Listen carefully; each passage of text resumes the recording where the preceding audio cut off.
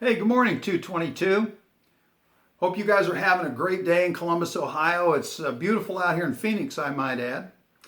Last week we talked about the overview of the Christ acrostic.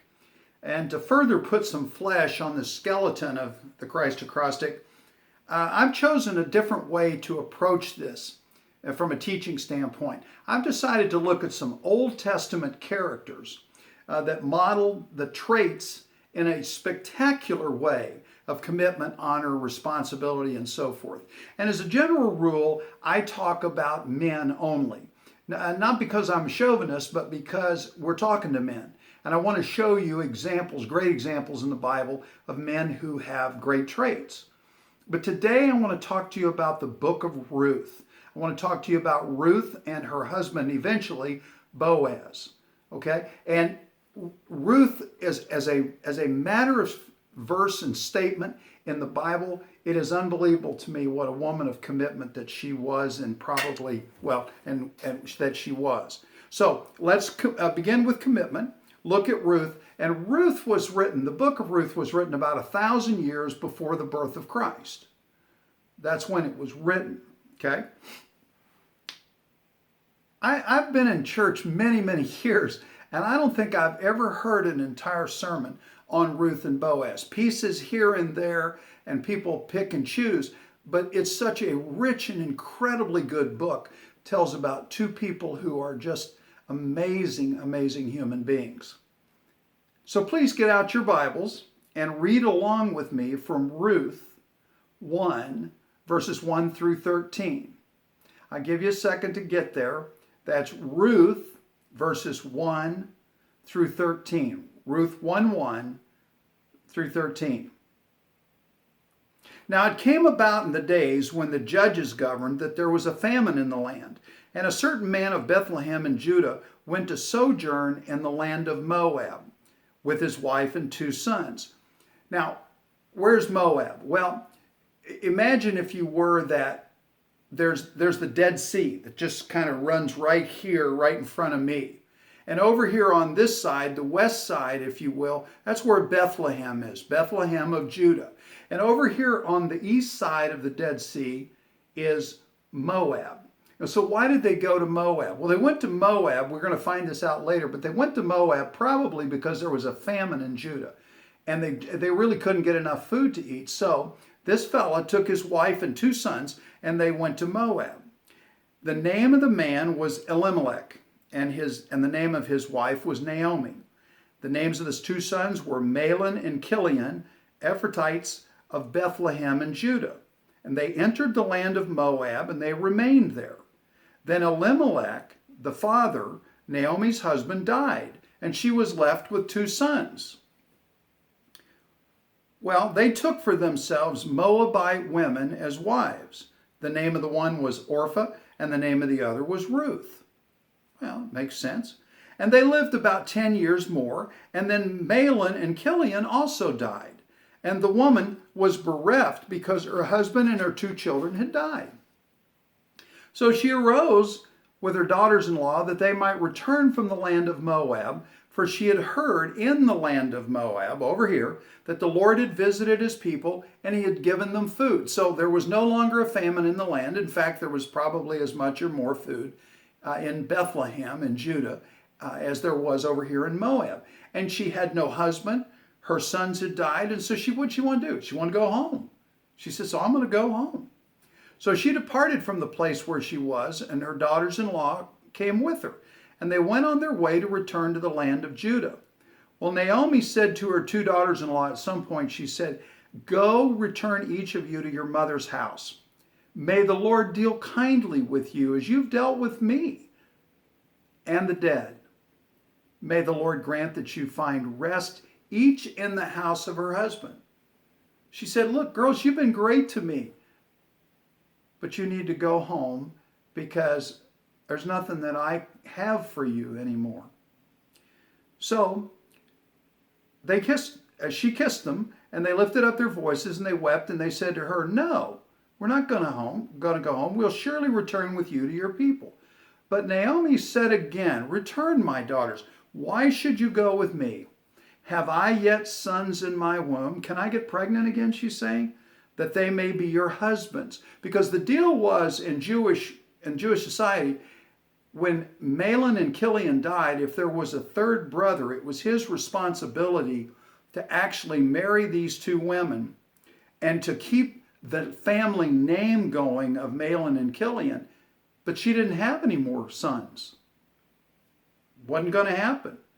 And she said, I'm too old to have a husband. And if I said I have hope that I would have a husband, if I should even have a husband tonight and also bear sons, would you wait around to marry them by the time they became of marrying age?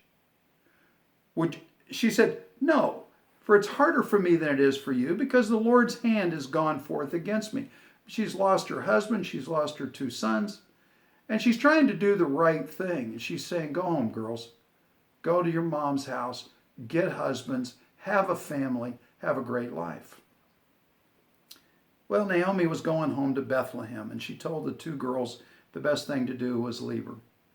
You get the picture? These two young women were without husbands, and they really had no hope that Naomi could produce more sons, and even if they could, it'd be too long before they became men enough to marry them.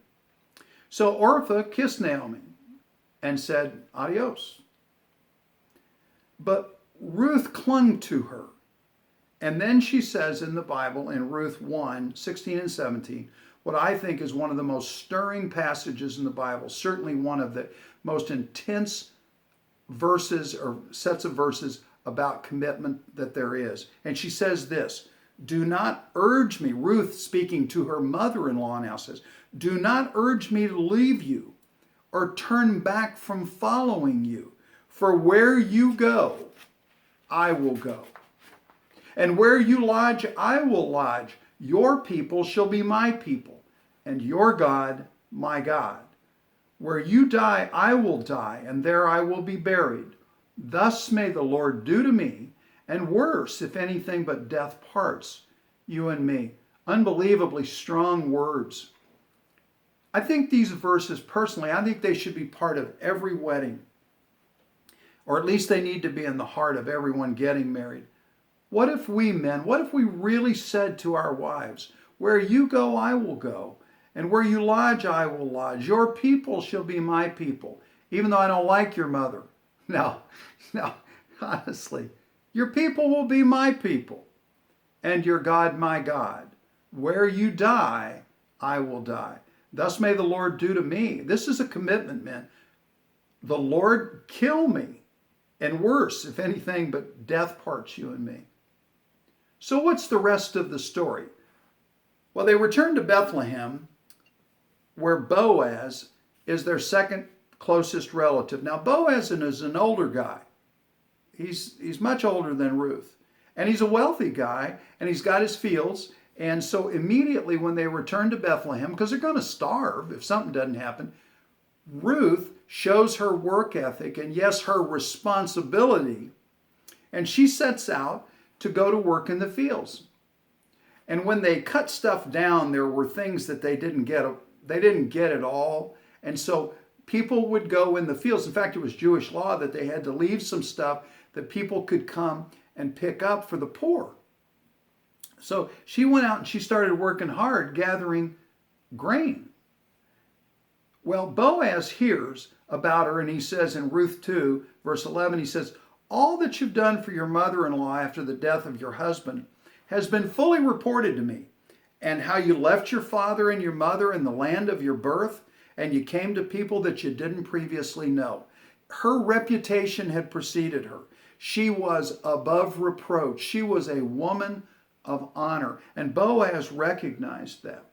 So in Ruth 2:9, Boaz steps up and he takes on the role of protector and provider. And that's what we ought to be, men, protector and provider of our families. I have commanded, he says, the servants not to touch you. When you're thirsty, go to the water jars and drink from what the servants draw. You know, here was a single woman who had no one to protect her, who was out in the midst of the fields with people who didn't particularly have any respect for who she was or what she was. And Boaz was basically saying, I've told my servants, nobody is to mess with you. And then he went on and he even made it clear. He actually told his servants, he said, cut down some more grain so that Ruth can have some more. And she worked very hard for him.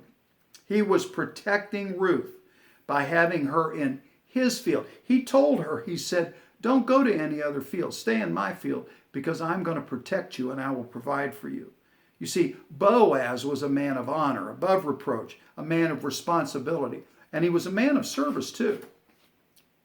Ruth 2:14 tells us this. At mealtime, Boaz said to her, come here, that you may eat of the bread and dip your piece of bread in the vinegar. So she sat beside the reapers, and he served her roasted grain. And she ate and was satisfied, and there was some left. He didn't have to serve her. He chose to take care of her. In fact, he went so far as to go out and say to another man who had a greater right in the family order, do you want this farm field that Naomi has? And the guy was all over that. He would say, yeah, oh yeah, I want that field. I want that field. And then Boaz said to him, but with that, you have to take Ruth. And the guy said, I don't want to take Ruth. He said, I got a family and I don't want, that field is not worth Ruth. And so Boaz said, okay, then in that case, I'll step up and I will redeem her from you. And I will provide for her and I will protect her. He is what is known as a kinsman redeemer, a type of Christ, because Christ redeemed you and me. You know, here's an interesting point though. Did you know this? Ruth was a Gentile, which means she's a non-Jew. She was a Moabite. But she's very special because she is in the family tree, the lineage of Jesus Christ, the Savior of the world. How'd that happen? Well, Ruth marries Boaz. Well, that's pretty cool, isn't it? And that is the line through which Jesus Christ was born. Those who have sought God, he has always welcomed and rewarded. Now, aside from being such a great example of commitment, what's so special about that story? Well, Ruth and Boaz were the great-grandparents of King David, who is described in the book of Acts as a man after God's own heart. What a lineage. David grew up in a family that understood honor, service, responsibility. David understood to seek God because Ruth and Boaz had done the same. May we all be committed like Ruth was. May we protect and serve our families as Boaz did. Hey, we need to be intentional in life. Honor Jesus this week. See you next Saturday, Lord willing, and the creeks don't rise.